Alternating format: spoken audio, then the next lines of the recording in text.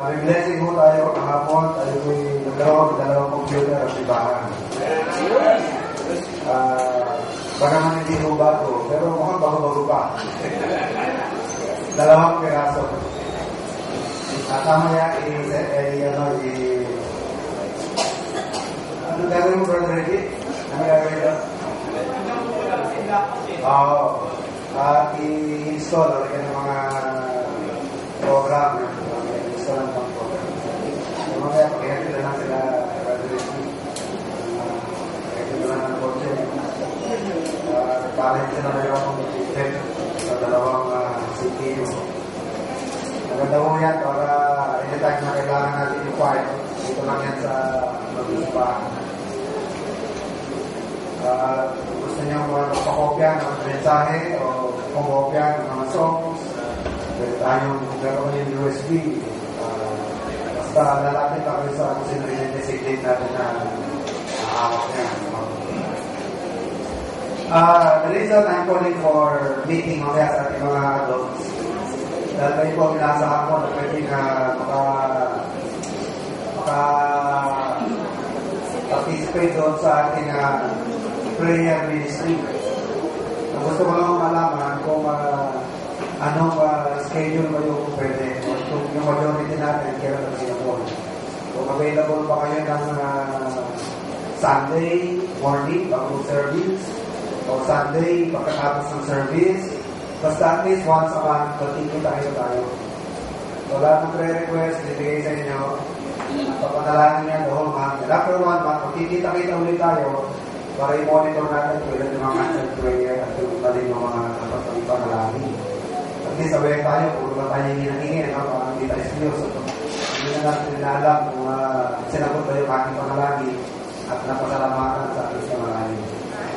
In line with that, pakipatuloy yung panalangin si Susan Castillo, dahil mula nung pinag-pray po natin hanggang ngayon, hindi pa ho natutuloy yung operasyon, gano'n pa ngayon, no? Hindi ko mo din alam mo, operahan agad. Tingnan kung kaya ng puso, monitor yung ECG niya, no? Tapos, mababa ang potassium, hindi pala pwede. So, hanggang ngayon, di ko ko schedule na rin sila pinauwi.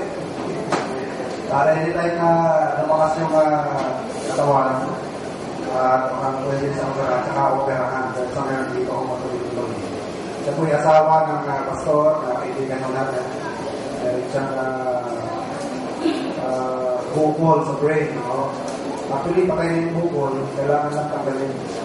Hindi lang po tuloy-tuloy yung operasyon dahil yung kanyang heart, hindi okay, at yung potassium niya mababa. So, her name is Susan Castillo. Tuloy po yung nakalangin. Okay, tayo po yung magpatuloy sa ating mensahe. As I said this morning, tayo po yung mag-aaral tungkol sa mga babalihan. This morning, I talked about the creation of the woman, third temptation, yung kanyang mga recorded ministry na ginampanan, yung mga special distinctions na ginawa ng mga dakilang mga kapamilya ng Biblia. Dahil sa pag-aaral nito, mga kapatid, marami tayong mga informasyon na makukuha, maraming mga kainahan, kalakasan nila, pwede natin kuhaan ng inspirasyon, ng aral, and then mga ministeryo, sa vision ng kanilang render sa Panginoon, sa mga magagawag ng Panginoon na, pwede po natin pamalisan. Na kung ating pong ikunumpara, mga kapatid, mas maganda pa ang sitwasyon natin ngayon. Kasi nung araw, talakas ang prejudice sa mga kababaihan. No? There was a time na mga babae hindi pwedeng mag-participate sa election, di ba? Hindi rin pwedeng kumandidato ang babae. I think it's only in the early 1900s nung pinayagan ng mga babae po mag-hold ng public office. But before, talagang ang mga babae, parang kahit sa Saudi Arabia, ganun pa rin ang discrimination sa mga kababaihan. Okay na ba siya? Sa Saudi Arabia? Pinagtanong na sila na ako na susunod direction. Hindi lang yun. Pag naglalakad, hindi pwedeng patay.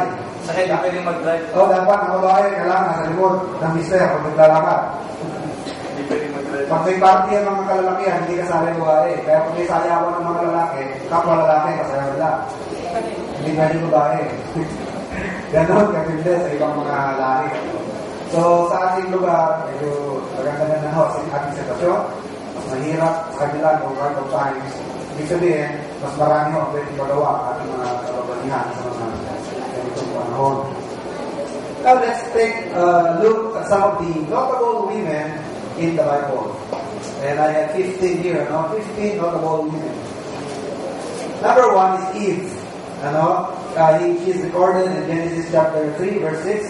She is said to be the woman of curiosity. The woman of curiosity. Dahil nakita niya yung prutas, fruit to be desired, and a fruit that could make one wise. It's very good to look at, magandang tingnan. Tapos, a tree to be desired, parang katakam-takam. Yan natin. Genesis chapter 3. Genesis chapter 3 and verse 6. The Bible says, "And when the woman saw that the tree was good for food, then it was pleasant to the eyes, and a tree to be desired to make one wise." Alam niyo po ba mga kapatid, as early as Genesis, umpisa pa lamang po ng Biblia sa Genesis, makikita na po natin na pinakita na sa atin ng Biblia kung yung mga common temptations ng tao. Magagaling yan from lust of the eye, lust of the flesh, and then the pride of life. Compare niyo po dyan yung 1 John chapter 2 and verse 16. Hindi ako nagkakamali. Love not the world, neither the things that are in the world. And then sa verse 16, for all that is in the world, the lust of the flesh, the lust of the eye, and the pride of life. Ang common temptation sa tao. At sa Genesis chapter 3 pala, sa kay Eve, nakita na yan. Nung nakita niya yung prutas, a tree to be desired, that's lust of the flesh. Desire of the flesh. Parang ang sarap. Parang ang sarap kunin. Ang sarap kunin. Ang sarap kainin. Natutokso siya, A tree to be desired. At ano pa sabi diyan? Pleasant to the eyes. Meron ba namang mag-aakit ka ng customer halimbawa, tapos nagagamitin mong produkto o modelo, pangit. Diba? Usually, pagka mag-advertise ka ng produkto, minsan nga, kahit walang kinalaman sa produkto, bakit ba produktong kotse, kailangan may babae maganda? Kinalaman ba may magandang babae sa kotse? Magbebenta ka lang ng jeep, kailangan may magandang babae. Magbebenta ka lang ng camera, kailangan may modelo, babae. Mga scantily clothed, Hindi sila masyadong nakabiyes.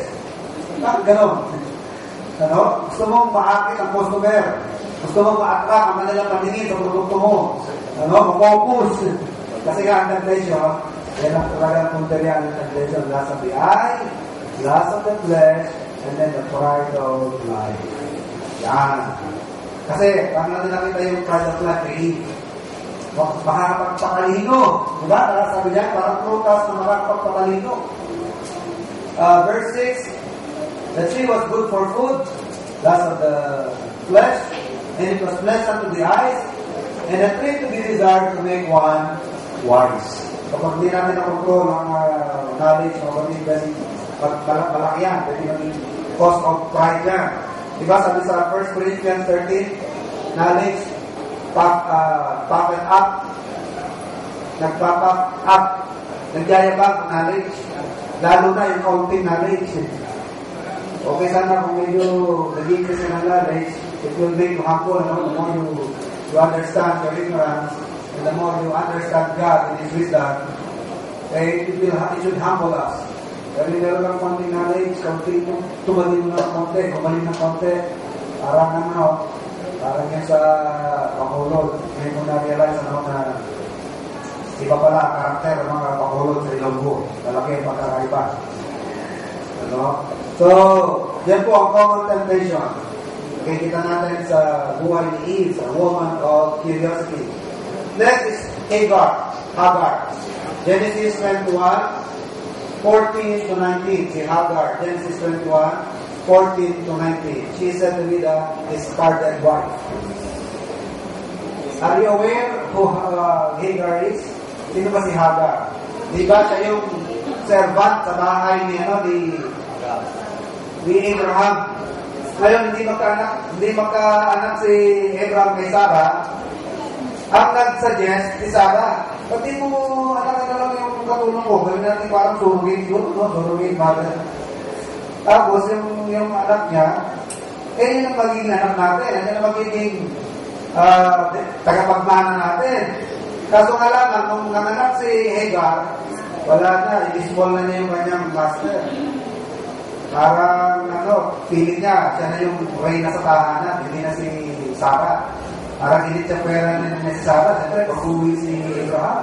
So, yung baby. Parang hindi yung baby ni Hagar, at si Hagar, parang hindi siya pwera na si Sarah. Nagalit na si Sarah.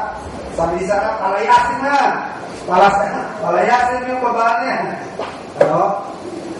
At kinalayan na itong si Hagar. Pero kahit na gano'n, pinagpala pa rin ng Diyos si Hagar. Dahil nakaksan ni Abraham. Although ang promise, magagalit sa lahi ni Abraham kay Sarah, hindi kay Hagar. Pero dahil sa connection ng Abraham, pinagpala pa rin ang anak ni Hagar. Ang naging anak ni Hagar ay si Ishmael, which became the father of the Arabs, ng mga Arabs, yun ang pinanggalingan ng mga Arabo, mga Israelites. Particularly, yung nagkakamali po yung mga Midianites. Yan, ang Midianites. Okay? Next woman, Miriam. Numbers chapter 12, verses 1 to 2. Aklat ng mga bilang, Numbers chapter 12, verses 1 to 2. Miriam, the ambitious woman. Bakit sinabing ambitious woman? Dahil parang in-name din niya na maging prophet. Kinonfront nila si Moses. Sabi nila, sa'yo lang ba nangungusap ang Diyos? Hindi ba nangungusap ang Diyos sa amin? Hindi ba pwede maging mouthpiece ng Diyos? Hindi ba pwede kami maging speaker ng Panginoon? Hindi lang sa Diyos, sa'yo nangungusap ang Diyos, pati rin sa amin. She's compared to Aaron and herself, magkakapatid ito Ang panganay si Miriam, tapos si Aaron, ang bunso si Moses. Medyo hindi maganda ang kanilang trato kay Moses. Dalawang feeling nila rin sila, mataas din ang katatayuhan. So, God was displeased about their attitudes, particularly kay Miriam, and the Lord gave her the disease. Anong disease yun? Nagkaroon ka na ketong. So, hindi makapagtuloy-tuloy ang Israel sa kanilang paglalakbay dahil meron silang kasama na sakit. Mga 7 days yata, 14 days na nilabas muna sa camp. Hindi siya pwede pakahilog dito sa camp. Hanggang sa siya ay bumalik, pinanalangin siya ni Moses. So, that's Miriam. So, makikita po natin na not at all times sa mga tao ng Diyos, hindi parating spiritual na kagaya natin, Meron tayong mga spiritual ups, meron tayong mga down, mga spiritual down moments natin. Meron din mga time na talagang sumisirit sila sa pagka-spiritual, They are giants, and there are times that they become, for instance, hero. For instance, zero. Wala sa pagiging hero, They save the nation, and all of a sudden, para sila mga bankrupt, spiritually speaking. Next one is Deborah. Judges 4, verse 4. Deborah, Judges chapter 4 and verse 4. Ito po yung Deborah na sumama kay Barak, sa book of Judges para isalba ang Israel sa kanilang mga kaaway. She became instrumental, for the salvation of the nation of Israel. Siya yung nagbigay ng lakas ng loob kay Barak. Siya rin na nagbigay ng lakas ng loob sa mga Israelites. Itong si Deborah. Next woman is Ruth. Ito pong si Ruth, actually, she was not an Israelitess. Siya ho isang Gentile, pagan. Ang kanyang lahi is Moab. Moabitess siya. But, probably, habang si Noemi po ay nasa Moab, ng ibang bayan sa Moab, there was a time na probably she became a good testimony to her family. At sa kanyang pakikisama sa kanyang mga manugang, malamang may bahagi niya kung sino ang Diyos ng Israel. And she became a good testimony at some time in her life sa kanyang mga manugang na ipakilala niya ang Diyos ng Israel. Dahil hindi niya po nagawa yan, mga kapatid, hindi siya magkakaroon ng ganung resolve. Ang lakas ng resolve ni Ruth. Pinagtutulakan na siya ni Noemi, sabi niya, wala na akong anak, wala rin akong trabaho, wala akong kabuhayan, wala kang mapapala sa akin. At ayun, bumalik na yung sister-in-law mo. So, bumalik na, sumama ka na rin sa kanila. Go home to your own parents, to your home of nativity. Bumalik ka na sa inyo, mas madali ang buhay para sa iyo. Pero nasabi ni Ruth, kung saan ka pupunta, doon ako pupunta. Ang bayan mo'y magiging bayan ko. Kung saan ka titira, doon ako titira. Ang Diyos mo'y magiging Diyos ko. Kung saan ka mamamatay, doon din ako mamamatay at malilibing. At walang makakapag-iwalay sa iyo at sa akin, maliban sa kamatayan. Diba? Till death do us part. Yun ang sinabi ni Ruth kay Noemi. So, magandang halimbawa itong si Ruth, a woman of constancy. And she was blessed by God for that. Pinagpala siya ng Panginoon. Sinacrifice niya ang kanyang family, sinacrifice niya ang comfort, titira sa bansa na wala siyang kakilala, walang kamag-anak, walang kadugo, maliban sa kanyang kalulundo. Sinacrifice niya at talagang malaking adjustment siya, Pero dahil sa magandang testimony ni Noemi tungkol sa Diyos ng Israel, hindi niya inalintana lahat ng mga bagay-bagay na mahirap na kanyang harapin upang manirahan sa mga Israel. Okay? And the Lord blessed her. Na-restore yung property ni Noemi, yung property ni Elimelech.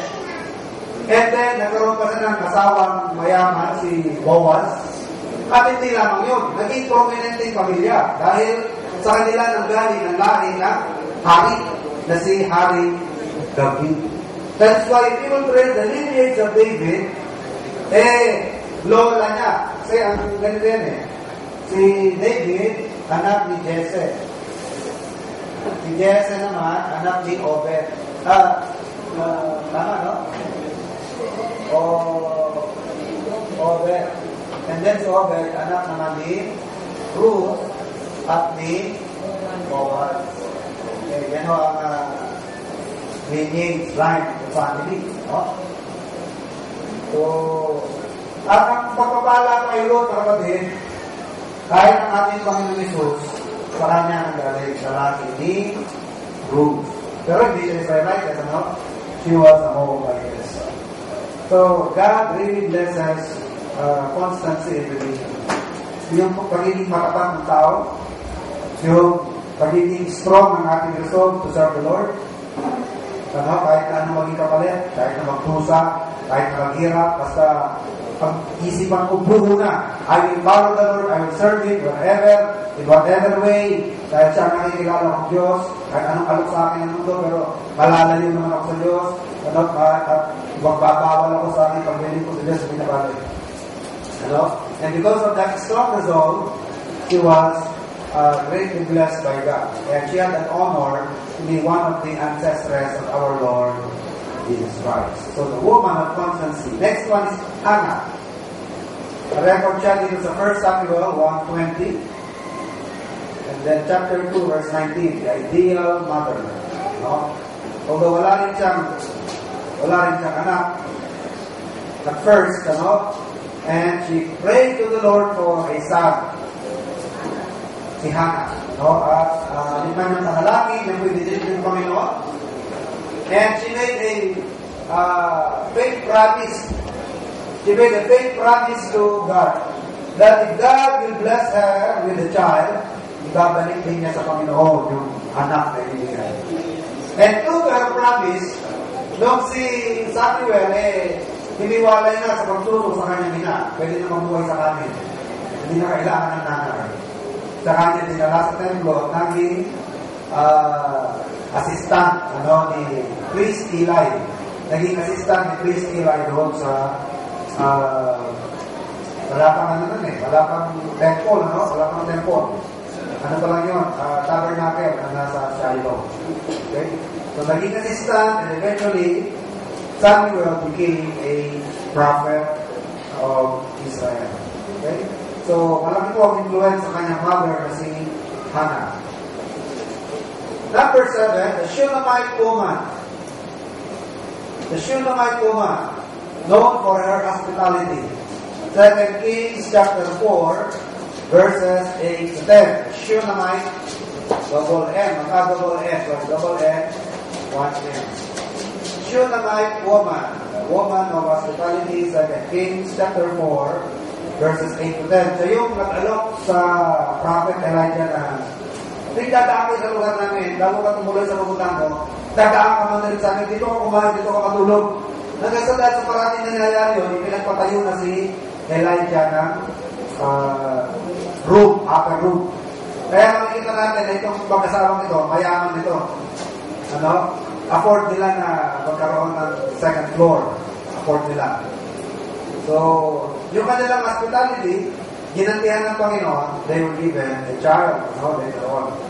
Itong Shunammite woman. Number 8, sa pang babae na notable characteristics. Esther. So, Esther chapter 4, verse 16, known for her self-sacrifice. Ano yung pinaka-famous na line galing kay Esther? Ano yung famous line na famous statement na binikas ni Esther? If I perish, everybody? If I perish, I perish. Kumbaga, i-translate natin sa Tagalog, kung mamatay ako, di patay. Kasi, although she became the queen, in place of Vashti, kasi si Vashti, pinatawag ng hari, okay, in the banquet of the king, hindi siya nag-show up, So, para hindi masira ang reputasyon ng hari na para siyang hunter, sinusuwayan siya ng kanyang mister, dinisiplin siya, tinanggalan siya ng korona at inihanap ng kapalit at nagkaroon ng batas na umanap ng pinakamagandang babae sa buong imperyo. Nagkaroon ng beauty pageant sa streamline ng number ng mga contestants hanggang sa finally at napili ay si Esther. But although she was queen already, hindi siya pwedeng mag-appear sa hari without a prior appointment. Hindi siya pwedeng, kahit pray na siya, hindi siya pwedeng humarap sa hari na walang appointment sa hari. Siguro isa pa siya sa mga hari for security reason. Na hindi pwedeng lalapit o magpapakita sa kanya sino man kahit pa rin na walang appointment. So ang rule, kapag ka ang hari natuwa sa'yo, wala kang appointment, bigla ka nag-show up sa hari, wala kang appointment, hindi siya nagagalit, he will simply stretch his scepter, kanyang setro. Setro, di ba? Alam niyo yung setro? Alam niyo ba kung saan bilis yan? Sa ng shepherd diagram? Di ba ang setro, mas mataas mas makapal sa gabaw? At natin yung mga setro, yung mga jewels pa yan eh. Yung mga design niya, mga design,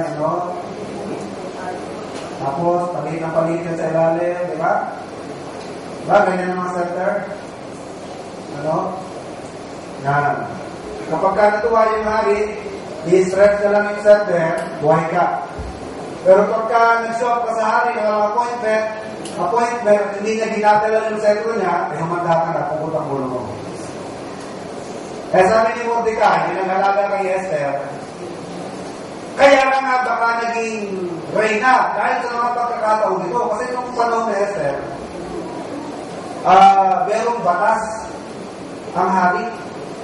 At yung batas, pinirmahan pa ng hari. Although hindi alam ng hari kung bakit ipinasal yung bill na yan at pinapirma sa kanya, yun pala, masama ang balak ng assistant ng hari si Haman. Kaya masama ang loob niya sa mga Israelita kasi meron gwardiya sa palasyo na hindi nagbagaw sa kanya, hindi nagbibigay ng orisa. Kasi nga mga Hudyo, hindi sila nagbibigay galang sa tao. Hindi ko lang paano pagdaalan naman siguro ang gusto ni ni Haman, baka naman parang paggalang na sa Diyos lang ibinibigay. So, hindi siya nila-respeto ni Mordecai. Eh, nalaman ni Haman. Nung malaman ni Haman, si Mordecai Hudyo, hindi lang si Mordecai ang gusto niya ipapatay. Lahat ng lahi ni Mordecai, lahat ng Hudyo. Hindi niya alam na si Esther, prinsesa at reyna, asawa ng hari, may dugong Hudyo. Hudyo si Esther. So, sabi ni Esther, sige, magpa-fasting. Sabi mo sa mga Israelita, mag-fasting. And after 3 days, tuloy lang nilang fasting, magpapakita ako sa hari. Kung matutuwa niya sa akin, di salamat. Pero kung hindi, wala na akong magagawa, mamamatay ako, pati na lahat ng mga Israelita. And if I perish, I perish. So, dumating yung takdang araw, no? Pakita siya sa hari, at yung hari, natuwa sa kanya, no? In-entertain siya. Sabi niya, ano bang mahalagang sadya? Alam mo naman ang batas, pero hindi naman kita pinatatawa. O bang mabigat ang iyong kadahilanan? Ano bang kadahilanan mo? Mahal na rin, pwede bang saka ko na lang sasabihin pagka nandun tayo sa party, nanyan na ako. So, nag-prepare sa ng party, dinidbike ng hari, pati si Haman.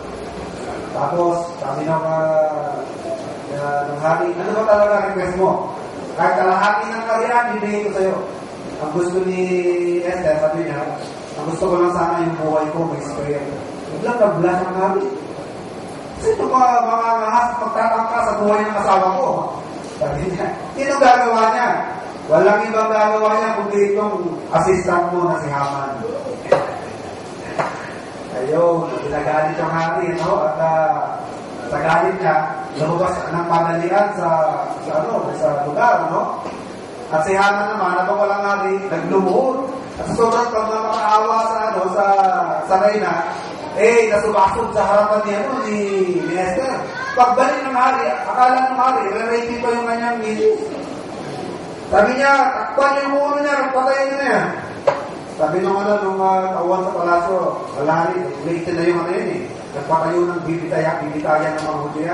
Sige, siyang ibitin niyo ron, siyang patayin niyo. Sa mataas na bitayan, siyang bilikay. So, saan po nakilala si Esther? Sa katapangan. Self-sacrifice. Hindi siya mamatay, pero alang-alang sa kanyang kababayan, if I perish, I perish.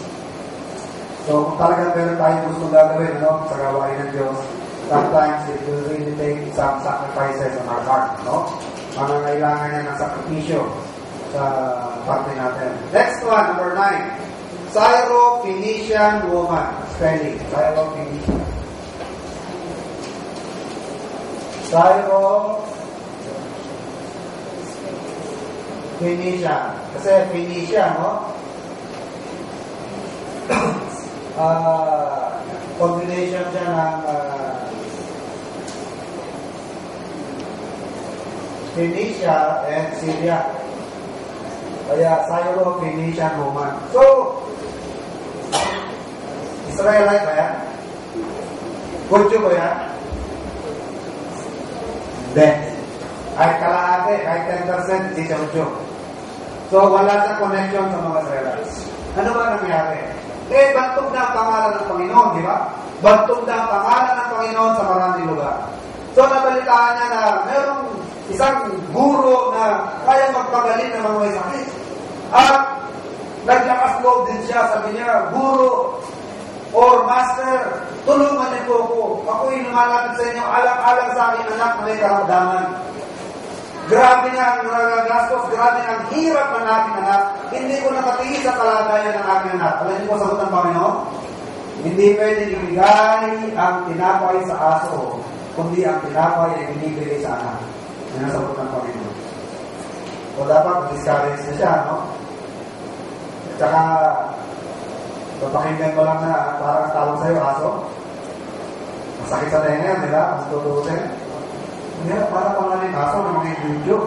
At yung video lang ang anak. Actually, ang message ng Panginoon doon, ang kanyang ministry, ang benefit na binibigay ng Diyos, primarily intended for the Israelites. Kaya kahit na mga alagad ang kanilang ministry, ang kanilang pag-evangelize, Israel lang Hindi pa sila umahayong kung saan pa. Kailan lang nagsimula yung evangelization? Di ba? Acts chapter 1. Acts 1:8. Initially, my witnesses, both in Jerusalem, Judea, Samaria, Judea, and saka uttermost parts of the earth. But prior to that, ang ministry po ng Israel, kahit ng Panginoon, doon lamang sa boundary ng Israel. Doon lamang sila paikot-ikot sa Israel. At kasagot pa ng Panginoon, hindi pwede ibigay ang mga benefits sa magkanalig sa akin sa hindi Israelita. Ang tinapay ay hindi binibigay sa aso, kundi sa anak. Pero mga kapatid, yung babae ko nakakita ng eye of hope. Kahit maliit na hope, may nakita siya. Sabi niya, aso pa kami ha. Di ba aso nakakain din ng mga nalalaglag na tinapay sa table kung may kumakain eh, sinisugaban na niya, mga nalalaglag. Although talagang hindi intended para sa kanya, pero nahulog, nakakakain siya.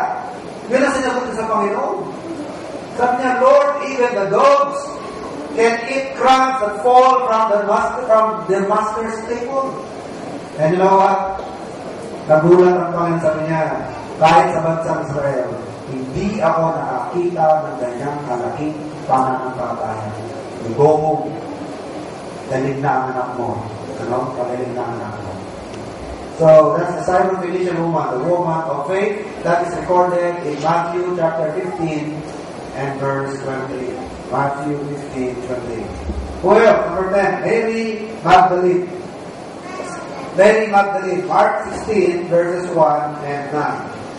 The woman transformed. So, yung babae na pinagaling ng Panginoon sa 7 demons na tumira sa kanya. Ito rin yung Mary Magdalene na kauna-unahan nakakita sa resurrected Christ. Sa yung kauna-unahan nakaalam na resurrect ng Panginoon at pinagpakitaan ng Panginoon nung siya po ay ma-resurrect. The woman transformed. Number 11, Elizabeth.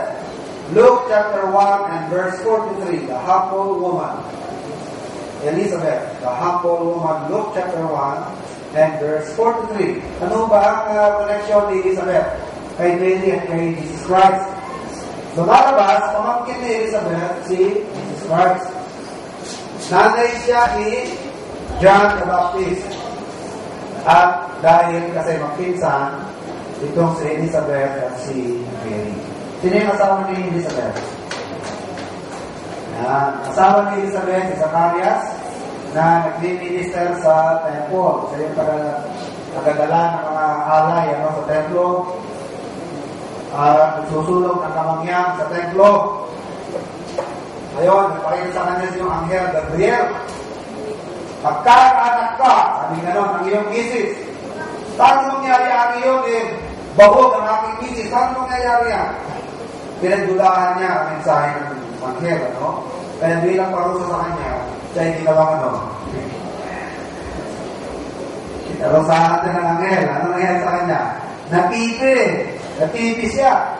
Kaya nung pagkalabas niya sa templo, naggulat yung mga tao, ano nangyari? Nautol na siya. Nakakita ba siya ng anghel? Ano nangyayari sa kanya? Ba't hindi siya makapagsalita?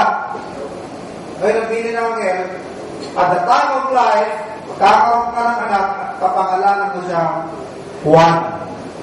After 9 months, 9 months siyang pipi. 9 months. Kaya nung lumabas na si Juan, ipag nila lang kung may ipapangalan, sabi nila, ano yung papangalan natin dyan? Pangalan na ng mga kapag-anak nyo, pangalan ng mga relatives nyo, ano yung papangalan natin dyan? Hindi nila malaman. Kaya tanongin natin yung mister mo kung gusto niyang pangalan. Hindi siya makapagsalita. Sabi niya, sinenyas niya, o daw ko ng papel, papel, tanulat, sinulat niya, magiging pangalan ng anak, Juan. Pagkasulat niya ng pangalan ng Juan, tsaka siya ng pagsalita. Pero ang kwento kung paano sinilang si John the Baptist, madrama. Medyo madrama ang pagkasilang kay John the Baptist. Kailangan pang matigil yung tatay na ng siyang na Juan. So, that's Elizabeth, the humble woman. Number 12, Mary. So, a woman chosen of God. Luke 1:30 to 38. Luke chapter 1:30 to 38. Mary. The woman chosen of God. Bakit kaya mga kapatid, blessed si Mary? Alam nyo ba na mula nung binigkas ng Diyos, itong Genesis chapter 3:15, ano? Wala nang minangarap ang mga kababaihan. Nung hindi pa isinilang ng Panginoon, wala na silang pinangarap na sila kundi sila yung pagiging mother ng Messiah. So, matindi ang kanilang expectation. Imagine, hindi pa dumating ang Messiah. At merong propesya na ang ipapanganak ay Mesiyas at ipapanganak siya ng isang virgin. So, wala nang ibang pinangarap ang mga kababayan ng araw na sana sila yung maging mother ng Messiah. Ano? Kumbaga sa pelikula, no? Parang may nakakanta. Meron nasa hula na magsisilang na siya ang pagkagalingan ng Mesiyas. So, ilang generasyon na yan, ilang daang taon ang nililipas na wala pa. Hindi pa rin sinisilang ang Mesiyas. Sana yung anak ko ng babae ay maging nanay ng Mesiyas na yan. Lipas naman ang panahon, tumanda na yung sinasabi, may pinanganak na ng mga bata, at wala pa rin yung Mesiyas. Sana, itong batang ito, sana ako na, o ganyan, no? Matindi ang kanilang pagnanais, pagpalakas ang kanilang desire na sila yung maging mother of the Messiah. And then, sa isang hindi kilalang pamilya, hindi kilalang lahi, hindi kilalang babae, nagpakita yung anghel, no? Si Mary. Siguro at that time, si Mary mga 15 or 16 years old, no? Kasi nung araw, as early as 12 and 13, pwede may kasalan tao ng araw. Kabata. Ano? So, this woman became the chosen one of God na maging mother ng ating Panginoon Jesus. Pero tanda niya mga kapatid, do not be deceived, ano, kasi Mary up to now, this is still a virgin. Kasi after giving birth to our Lord Jesus Christ, si Mary, nagkaroon pa ng maraming anak. Maraming kapatid ang ating Panginoon Jesus. Sabi nga ng mga tao, di ba ito yung anak ng karpintero? At siya rin ay karpintero?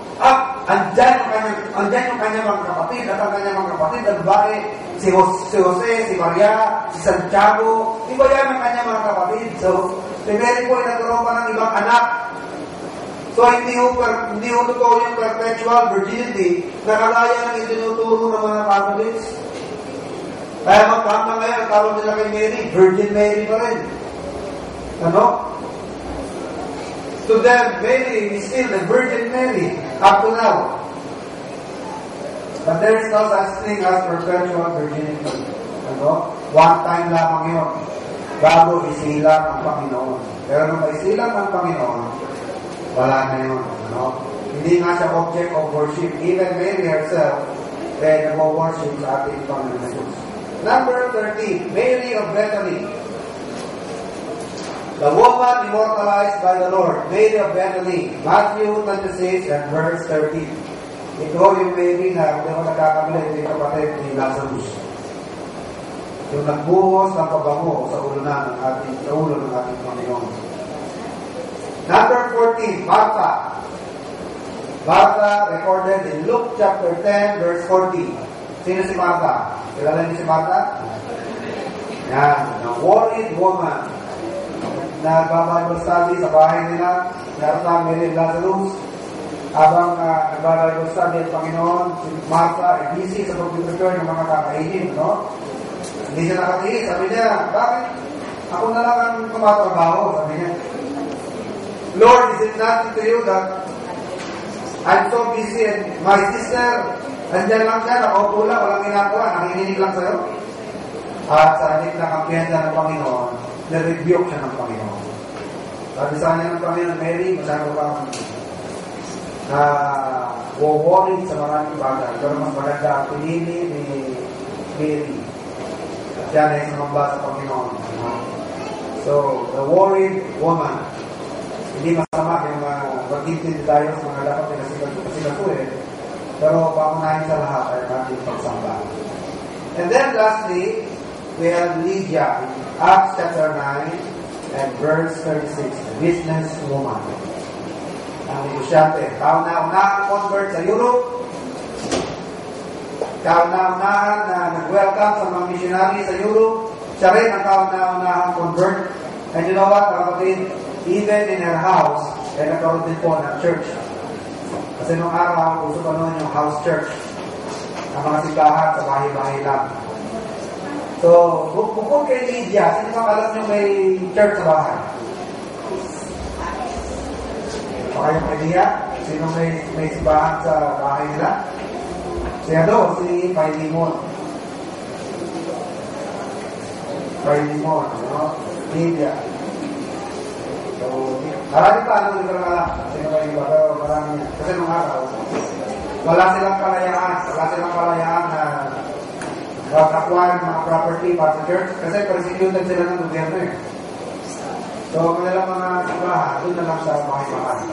Sa bahay-bahay ng mga members. Okay? Now, let's take a look at some of the crowning qualities of women. Ano ba mga crowning qualities ng mga kababaihan na parang nagsisilbing corona nila at nagdadagdag kagandahan sa kanila, no? Number 1, their devotional spirit. 1 Samuel chapter 1 and verse 15. Devotional spirit. Ano yung devotional spirit? Mapanalanginin, ano? Mapagsambang attitude. Worshipful, mga kababaihan. Devotional, spirit. Secondly, their modesty. 1 Timothy chapter 2, verses 9 and 10. Modesty. Ano ba yung modesty, mga kapatid? Hindi ka careless manamit. Hindi ka nananamit na para bang naakit mo na lahat ng nakakamit sa'yo. No? Hindi rin pananamit na gusto mo ma-attract ang lahat ng nagdadaan. Dahil ang pananamit ko ay talagang hindi lang pananamit, kundi ang iyong mga burloloy sa katawan. Talaga namang pati mga hold-upper at mga snatcher talagang ma-attract, no? 1 Timothy chapter 2 verses 9 and 10. 1 Timothy 2, 9 and 10.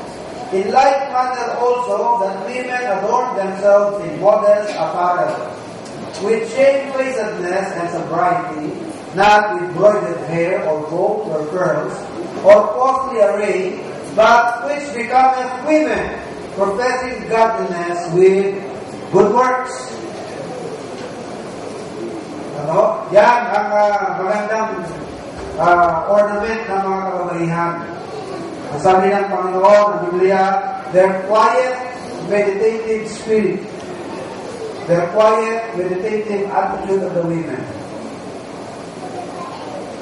Yan ang magandang pang-adorn sa mga kababaihan. Hindi yung, maganda siya kasi ang ganda ng buhok niya. Maganda siya kasi ang dami niya mga kudabetin, ang dami niya mga loloy. Maganda siya kasi ang ganda ng galit niya. Hindi ho doon sinusukat ng Biblia ang handahan rin sa kabahay. Binalang ibang mga nag-interpret niya, talagang kahit simbahan, binawalang singsing, binawalang ikam, binawalang mga alahas. Ano yata, sa grupo ng Davidaan, gano'n, ano? Bawa niya mga misot na singsing, lahat na binawal kasi nasa Biblia. Actually, hindi naman ito pagbabawal din eh. Kasi wala namang masama. Ano ba yung pagsusunod niyan? Di ba? It's just to enhance, di ba? Masama ka din. It is to enhance your looks, your appearance. Kasi pag meron kang dinagdag na mga tawag dyan? Meron kang, ang accent, di ba? Meron ka lang accent, no? Accessory. Tapos, pag yan ang isunod mo, mas lumilitaw yung kulay mo, ganyan. O lumilitaw yung beauty mo. Wala naman masama doon eh. Wala masama doon. Ano ba? Mahabang ito. Parang mahabang ito. sa haba ng bigat na yung nadalig. Pero, mas bigyan daw natin ng pansin. Ano? According to the Bible, mas bigyan natin pansin yung inner beauty. Inner beauty is the spirituality, devotional spirit, the quiet, meditative mood of a woman. Yan ang masigit natin bigyan ng atensyon. Hindi yung panlabas. Hindi yung panlabas na ano. Okay? What else? Crowning qualities of a woman, their devotional spirit, their modesty, and then liberality. Liberality. Proverbs 30:31-20. Ano sabi sa Proverbs 31:20? Gumagawa siya ng mga bagay-bagay, at ipinamimigay sa mga mahihirap. Liberal, mapagbigay, mapagkawang gawa. At sa ministeryo ng Panginoon, marami ang mga kababaihan na yan po ang kanilang naging contribution sa ministry ng Panginoon. They ministered unto the Lord with their substance. Alala niyo yung verse ko kanina? The love of money is the root of all evil. So, kayong ma-confuse, Money is not the root of evil. Kaya, there's nothing wrong with money. There's nothing wrong with riches. Ang mali ho ay yung inordinate love of money. Dahil kung kayo po'y pinagpapala ng Diyos, ng skill para yumaman at kapera, gamitin nyo yan. Blessing mo yan. Blessing yan sa gawain ng Diyos. Kasi meron talaga ganyan na gifted ng Panginoon. Na kahit anong venture ang kanilang umpisahan, talagang parang binabless ang Panginoon. Magbalak sila ng ganong negosyo, nagkiklik. Nagkiklik. Lahat ng pasukin nila talagang maayos, Meaning, binabless ka ng Panginoon sa kanilang kanilang. So, meron po kayo yan, kapatid, by all means, gamitin niya para sa glory ng Panginoon. Huwag lamang sa pansarili. Gamitin din po din yan para sa gawain ng Diyos at sa kaluwalhatian ng Panginoon. After all, hindi yung masama ang pera. Ang pinagbabawal ng Diyos ay yung pagiging masakin sa pera. Inordinate love of money, that's found in 1 Timothy chapter 6 and verse 10. The love of money is the root of all evil. At kung kayo may pinagpala ng Diyos sa material, gamitin niyo po yan sa kaluwalhatian ng Panginoon. Be liberal when it comes to the work of the Lord. And then number 4, wisdom and virtue. Proverbs 31:10. Anong sabi sa Proverbs 31:10? Sahin po natin, Proverbs chapter 31.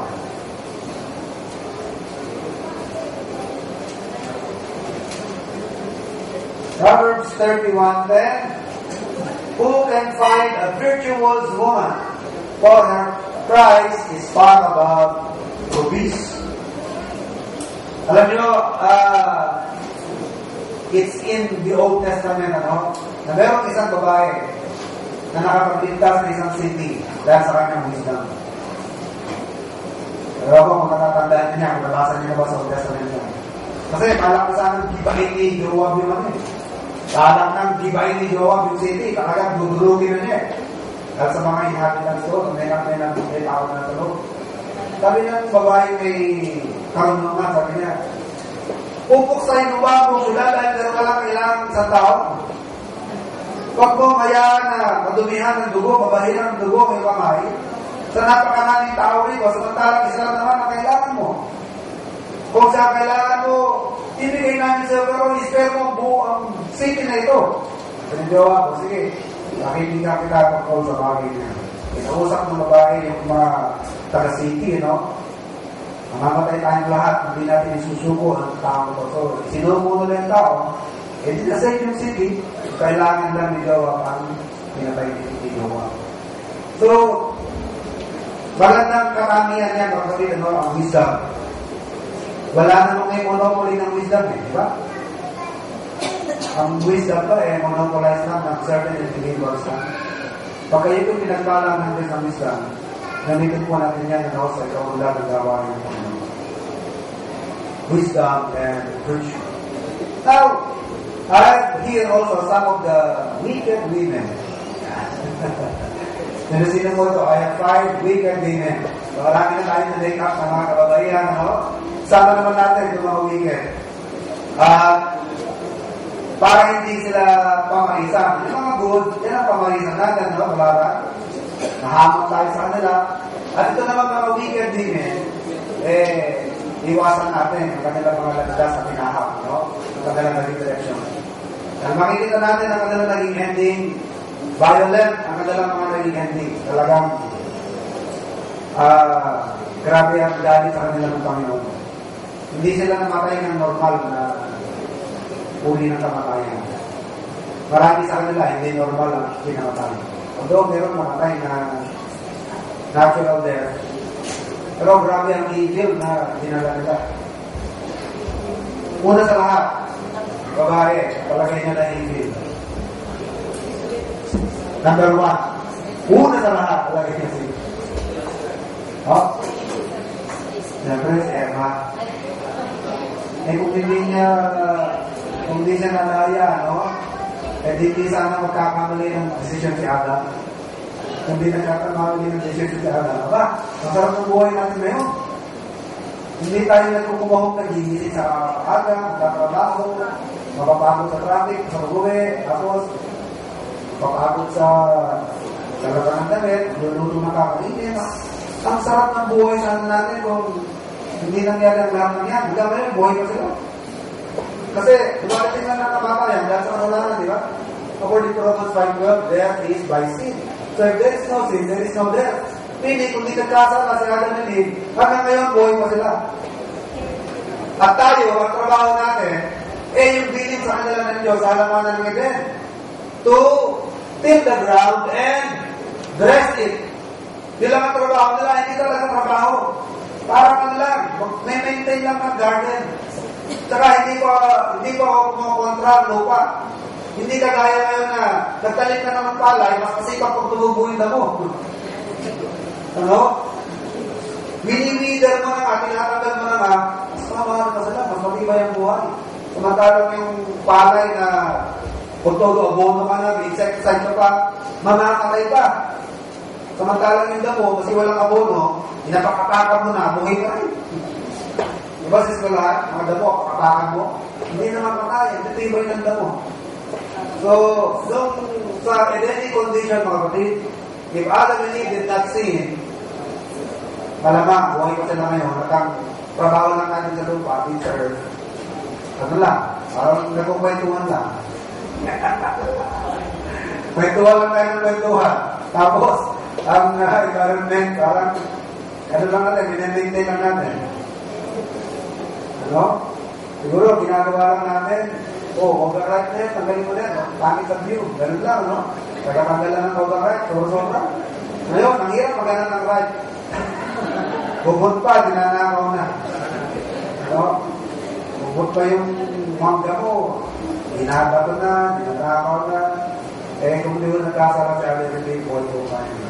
So, bakit ang dinala ng ating mother, no? So, si Eve. Pinahamak tayo. Kaya tayo nagkagalingan dito ngayon.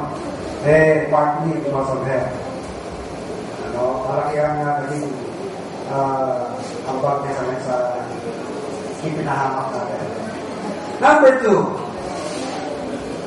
Judges chapter 16 and verse 6. Judges 16:6. Sino kaya ito? Yan. Siya yung naging dahilan ng pagkadukot ng mata ni Samson. Yan, at ipinamatay ni Samson. Alam nyo, lahat ng pasakit, lahat ng hirap, kinaya ni Samson sa kanyang lakas. Ang hindi niya kinaya. Yung isang babae, hindi niya kinaya. No? Mukhang marami po naging downfall ng mga kalakihan dahil sa babae. Although sa good side, sabi nga behind any successful man is an overworked wife. An overworked wife.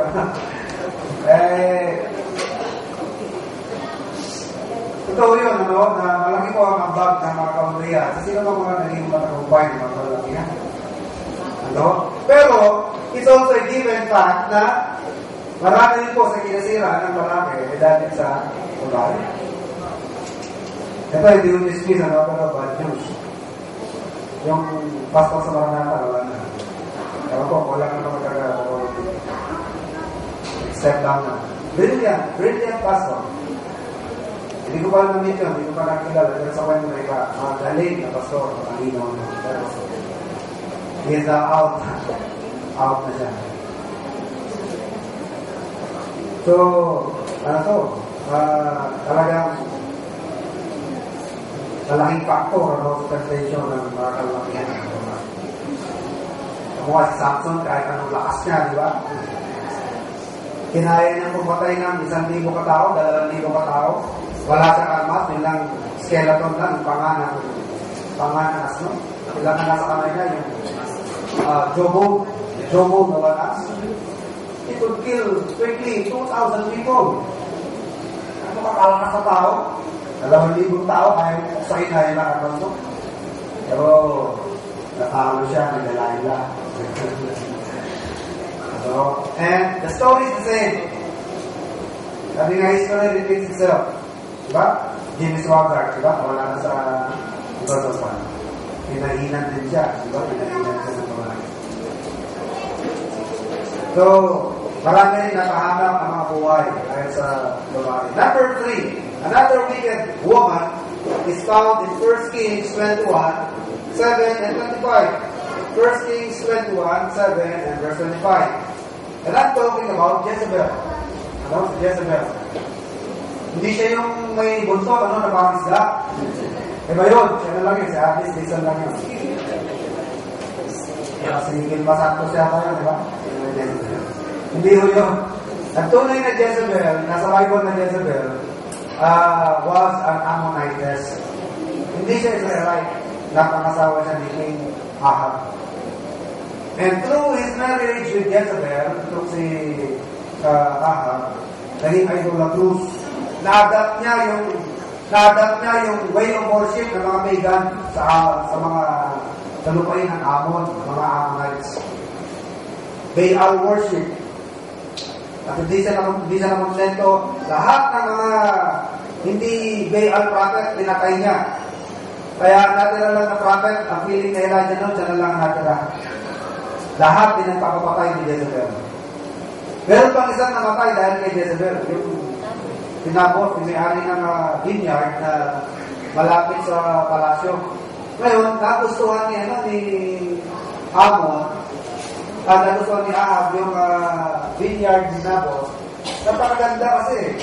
Sabi niya, bilhin ko na lang yan, okay, palda ko ng iba. Name the price, papalitan ko. Eh si Nabot, alam niya ang law. Ang law sa Israel, kung nasaan yung tribe mo, doon ka lang. Kung gusto mo magbenta ng property, hindi sa ibang tribe. Kailangan within the tribe para yung property hindi nag-ahalo-halo ang nagmamayari. Eh, aware si Nabot sa ganung batas, kaya hindi niya talaga mapagbigyan ng hari. Sa araw, lungkot-lungkot ni Ahab, sabi ni Jezebel, ano nangyari sa'yo? Eh, kasi yung Nabot, damot. Basang bata, damot. Pinapalta mo na nga ng iba, mas malaki pa, babayaran pa ng pera, ayaw na ibigay yung kanyang vineyard. Sabi ni Jezebel, wala ka palang kwentang hari ka pa naman. Sinabot lang eh, napapalungkot siya ng nabot na yan, kung bahala niya. Kinabukasan, patay, sinabot. Eh, nakuha ni Ahab yung vineyard, kasi nagbayad si Jezebel ng mga false witness. At itong mga false witness, sabi nila sa mga elders, itong sinabot, nag-blasphemy, nagsalita ng laban sa Diyos. Kaya blasphemy sa Israel, binabat nila. Pinatay, sinabot. Nakuha ni Jezebel, nakuha ni Ahab yung vineyard. So, destruction is in their way, no? Wicked people, wicked women, destruction is in their way. Another woman, wicked woman, Zeresh. Say it to Zeresh. Esther chapter 5, verses 12 and 14. Esther 5, verses 12 and 14. Zeresh. Sino ba ito si Zeresh? Siya ho ang asawa ni Haman. So itong si Haman, may napakagahaman. Lalo pang inuudyukan ang kanyang business, itong si Zeresh. Suportado ni Zeresh lahat ng decision, lahat ng action ng kanyang mister, pagsuksa sa mga Israel, pagpapagawa ng hitayan, guillotine, lahat yan. Suportado ni Zeresh. And then lastly, nanalo tayo tumulad dito, The Job chapter 2, verses 9 and 10. Yung Job's wife, asawa ni Job. Ano sabi ng asawa ni Job? Nagkakapalit ang iyong katapatan sa Diyos. Wala ba ang kasalanan ng anak mo? Ina-anticipate mo pala na magkakasala. Nag-aalay ka agad ng sakripisyo. Ganyan ka-loyal sa Diyos. Pero dahil pinatay niya ang ating mga anak, binawi lahat, nawala at lahat ng ating kabuhayan, hayop, pananin, mga tauhan. Ngayon, pati kalusugan mo, nawala na rin. Kaya sabi niya, burahin mo na yung Diyos mo na yan at sana mamatay ka na lang. Burahin mo, samang bibigyan. Finish pa niya na mamatay na lang si Job at burahin mo na yung Diyos bago mamatay. Masalamat na lang siya, at bandang muli, lahat ng nawala kay Job, binalik ng Diyos, doble pa. At pasalamat din siya hindi pinalitan. Siya pa rin ang misis ni Job. Siya pa rin. Pero ano po sagot ni Job sa kanya? Thou speakest like a foolish woman. Shall we receive only good from the Lord and shall we not receive evil? Kung gusto mo ba yung mabuti lang ang bigay natin dyan, pati yung mga bad times, hindi mo na i-welcome. Kung mga good times lang gusto mo i-welcome. Huwag mo kayo magkamali ng term na evil, God is not the author of evil. Kasi nang makikita ko yung verse sa Bible na I create light and I create darkness, I create good and I create evil. Ako ang lahat ng gumagawa ng yan. Hindi mo yan yung evil principle. At tinutukoy dyan na evil is bad, what? Bad circumstances. As far as we are concerned, bilang tao, meron mga bad circumstances sa atin, di ba? Pero sa Diyos wala. Lahat ng bagay na ginagawa ng Diyos ay mabuti kung siya ang tinilang. Kahit yung pagbibigay niya ng baha, pagdadala ng typhoon, storm, lahat yan, yung mabuting intention niya. Yung ulan, masama sa negosyante, pero good dyan sa farmer. Mga tinatamaan ng kidlat, bad sa kanila yan, pero good dyan sa atmosphere. Dahil natitrigger niya, nagkakaroon ng maraming hydrogen content ng hangin, pati ang lupa, para mas maging maganda ang tubo ng pananim. So, as far as we are concerned, sa pananaw ng tao, meron tayong mga bad circumstances.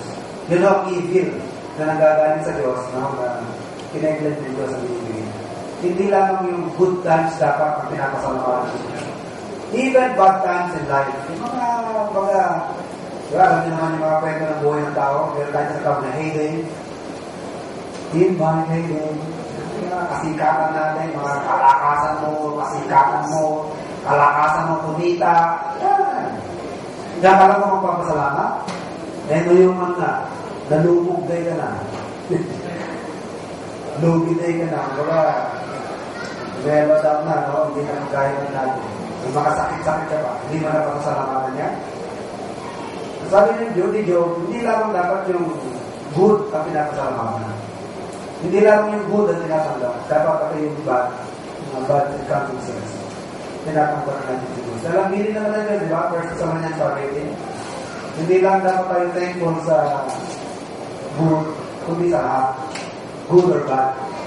Sabi sa First Thessalonians 5:18, everything give thanks.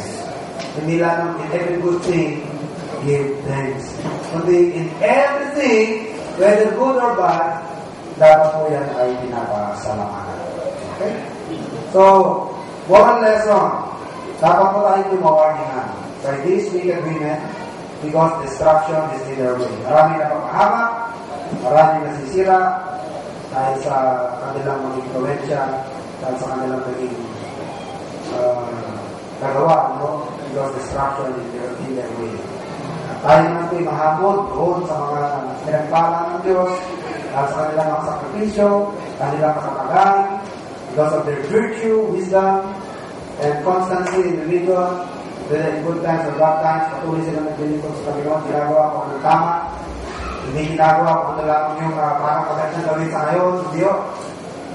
Kundi sa lahat ng panahon, ay sinisikap po nilang gawin kung anong tama, and then when they were greatly blessed. Sabi sa Galatians chapter 6, verse 10, verses 9 and 10, do not be weary in well-doing, for in due season you will reap if we faint not. That's why, as we have therefore opportunity, let us do good unto all, especially those who are of the household of faith. And then last verse, Corinthians 5, verse 58. Ano sabi sa verse Corinthians 15, 58? Stand fast, always abounding in the Lord, for as much as you know that your labor is not in vain. And yung labor sa Panginoon, hindi yan walang kamunuan. It's not in vain. Okay, so ito ating mensahe sa akin ito, bago tayo matapos manalangin. Gusto po natin ka-recognize ang isang panauhin. Hindi lang po alam kung invited her. May nag-invite her. Wala, so pusang magandang mo siya. May request Rose Ann, please stand up para makilala ka ng siya. Thank you for coming. Ito po ay si Rose Ann Manalo. Kung gusto rin mo siyang dalawin at ibiganin, taga-Tarlac City ho siya.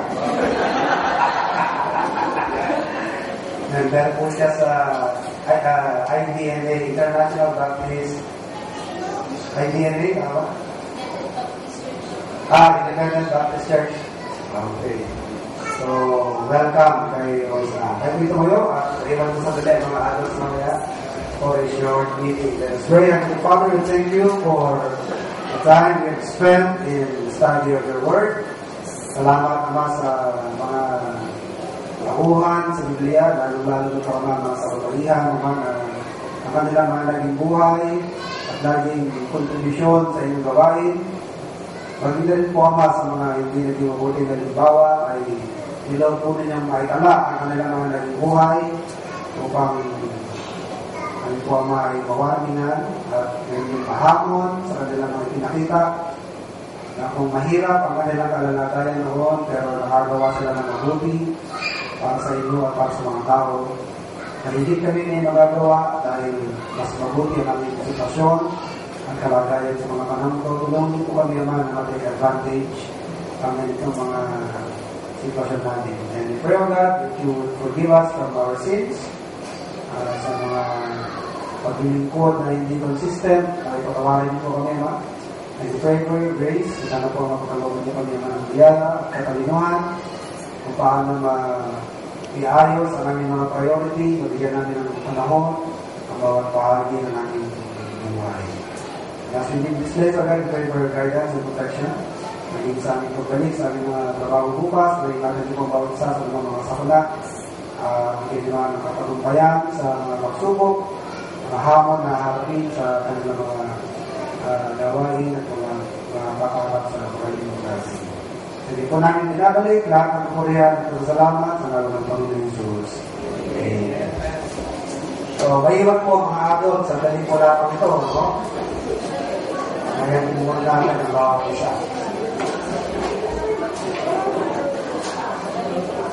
So, mga mighty,